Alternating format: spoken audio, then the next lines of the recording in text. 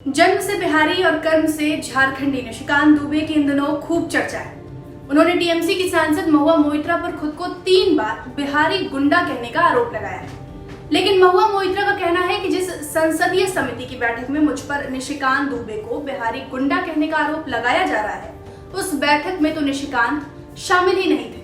उन्होंने तो इस बैठक का बहिष्कार किया था। सबूत के तौर पर अटेंडेंस रजिस्टर भी दिखाने का वो दावा करती हैं। लेकिन इस वीडियो में हम निशिकांत के दावे या महुआ मोइत्रा के सबूत या फिर बिहारी अस्मिता पर चोट जैसी चीजों पर बात नहीं करने वाले। अब तक आपने ऐसी कई वीडियोस देख ली होंगी, इसलिए इस वीडियो में हमने कुछ बुनियादी सवाल उठाए हैं। मसलन जिस संसदीय समिति की बैठक का जिक्र बार बार निशिकांत दुबे या महुआ मोइत्रा कर रही हैं, जिस संसदीय समिति की बैठक इस पूरे विवाद की जड़ है, वो भला होती क्या है, इनका काम क्या होता है, निशिकांत महुआ किस संसदीय समिति के सदस्य हैं, और अगर निशिकांत दुबे को महुआ मोइत्रा ने बिहारी गुंडा कहा भी है तो सबूत के तौर पर निशिकांत इसका वीडियो जारी क्यों नहीं कर सकते। नमस्कार, बिहार तक देख रहे हैं आप और मैं हूं आपके साथ प्रेरणा। सबसे पहला सवाल कि संसदीय समिति होती क्या है। हम सब जानते हैं कि संसद के 2 सदन होते हैं, लोकसभा और राज्यसभा। इनका मूल काम कानून बनाना और देश में प्रासंगिक मुद्दों पर वाद विवाद करना है। इन कामों के लिए वक्त की भी जरूरत होती है, लेकिन आपको ही पता है कि लोकसभा या राज्यसभा का सत्र जो है वो सीमित दिनों के लिए ही चलता है।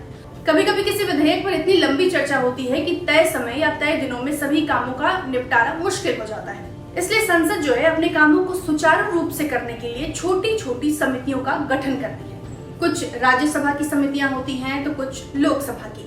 वही कुछ समितियां संयुक्त भी होती हैं, यानी इन समितियों में राज्यसभा और लोकसभा दोनों के सदस्य शामिल होते हैं। एक बात यहाँ ये भी जाननी जरूरी है कि संसदीय समिति में अलग अलग दलों के सांसद मौजूद रहते हैं, और जैसा कि सदन की कार्यवाहियों में अक्सर नजर आता है, सत्ता पक्ष और विपक्ष के नेताओं के बीच टकराव, एक दूसरे पर निशाना साधना और हो हल्ला, वाद विवाद, ये सब कुछ संसदीय समितियों की बैठक में नजर नहीं आता। इन समितियों की खास बात यही है कि ये दलगत राजनीति से ऊपर उठकर काम करती है, यानी बिना किसी दलगत टकराव के यहाँ आमतौर पर काम होता है। एक और बात यह कि इन समितियों की जो बैठक होती है वो गोपनीय होती है, इसकी रिपोर्टिंग नहीं होती, मीडिया इसको रिपोर्ट नहीं करता। इसलिए इन समितियों से जुड़ी जो भी खबरें बाहर आती हैं वो सूत्रों के हवालों से आती हैं। यहाँ पर आपको इस सवाल का जवाब भी मिल गया होगा कि आखिर महुआ मोइत्रा ने निशिकांत दुबे को बिहारी गुंडा कहा या नहीं, इसका पुख्ता सबूत मिलना क्यों मुश्किल हो जाता है।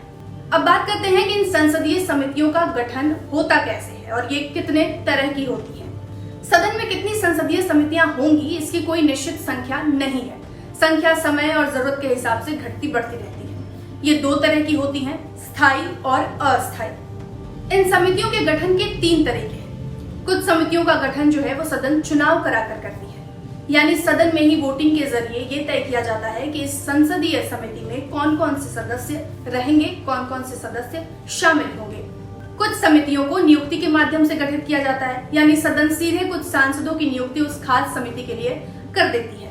वहीं कुछ समितियां ऐसी होती हैं जिनके सदस्य जो हैं वो सदन के अध्यक्ष द्वारा मनोनीत किए जाते हैं। तो ये तो बात हो गई समिति के गठन और उसके कार्य प्रणाली की। यहाँ एक बात और जाननी जरूरी है कि केंद्र सरकार के अलग अलग मंत्रालयों से जुड़ी अलग अलग समितियां होती हैं। जैसे कृषि विभाग से जुड़ी अलग समिति होगी, केमिकल एंड फर्टिलाइजर से जुड़ी अलग समिति होगी, कोल एंड स्टील मामलों की अलग समिति होगी।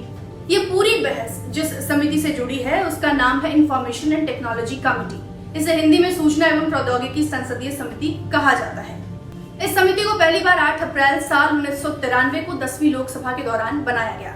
साल 1998 से 1999 तक इसे कमिटी ऑन कम्युनिकेशन के नाम से जाना जाता था। साल 1999 से 2000 में इसका नाम बदलकर कमिटी ऑन इंफॉर्मेशन टेक्नोलॉजी कर दिया गया।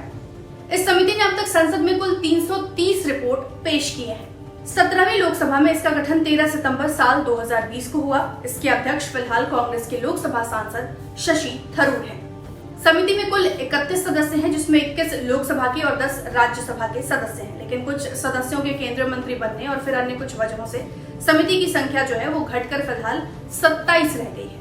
ये संयुक्त संसदीय समिति है क्योंकि इसमें दोनों सदनों के सांसद सदस्य शामिल हैं। एक और बात जो संसदीय समिति की कार्य प्रणाली और बीजेपी सांसद निशिकांत दुबे से जुड़े विवाद को समझने के लिए जरूरी है, वो ये कि जब भी किसी संसदीय समिति की बैठक होती है तो उसका एक न्यूनतम कोरम पूरा करना जरूरी होता है। यहाँ कोरम का अर्थ सदस्यों की उपस्थिति से है, यानी कम से कम संसदीय समिति के 1/3 सदस्यों की उस बैठक में उपस्थिति जरूरी है। अगर 1/3 से कम सदस्य उस बैठक में पहुंचते हैं तो बैठक को अडजर्न यानी निरस्त कर दिया जाता है।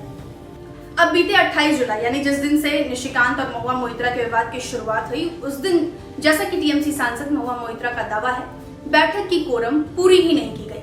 केवल 9 सदस्यों ने ही संसदीय समिति से जुड़े अटेंडेंस शीट पर अपना हस्ताक्षर किया। बीजेपी के सांसदों ने जानबूझकर हस्ताक्षर जो है वो नहीं किया, क्योंकि समिति उस दिन पेगासस जासूसी से जुड़े मामले पर बैठक करने वाला था। खैर, आज भले ही इस समिति के कुछ सदस्य जैसे महुआ मोइत्रा, निशिकांत दुबे या शशि थरूर निशिकांत दुबे आमने सामने हो, लेकिन यही वो समिति है जिसने ट्विटर की खटिया खड़ी कर दी थी, ट्विटर के भारतीय अधिकारियों से कड़े सवाल पूछे थे। लेकिन अब हाल ये है कि कुछ दिनों पूर्व बीजेपी सांसद और संसदीय समिति के सदस्य निशिकांत दुबे ने शशि थरूर को आईटी स्टैंडिंग कमेटी के चेयरमैन पद से हटाने की मांग की है। निशिकांत दुबे का आरोप है कि थरूर कमेटी में अपनी मनमानी करते हैं, इसलिए उनके खिलाफ प्रिविलेज मोशन लाकर उन्हें हटाया जाए। उनका कहना है कि जब तक थरूर को नहीं हटाया जाता तब तक बीजेपी का कोई भी सांसद सदस्य समिति की बैठक में हिस्सा नहीं लेगा। तो कुल मिलाकर यही पूरा मामला है। आपको मैंने ब्रीफ में निशिकांत दुबे और महुआ मोइत्रा का मामला भी समझा दिया। ये स्टैंडिंग कमेटी है क्या, इसके साथ ही साथ पार्लियामेंट्री कमेटी जो है उसका गठन कैसे होता है, कैसे काम करती है, तमाम मुद्दों पर मैंने आपको ब्रीफ में समझाने की कोशिश की। आपको ये वीडियो कैसा लगा हमें जरूर बताएं। मुद्दा समझ में आया या नहीं ये भी कमेंट में बताएं, और हमारे चैनल को ज्यादा से ज्यादा लाइक करें, कमेंट करें, अपने दोस्तों के बीच हमारे वीडियोस को शेयर करें। शुक्रिया।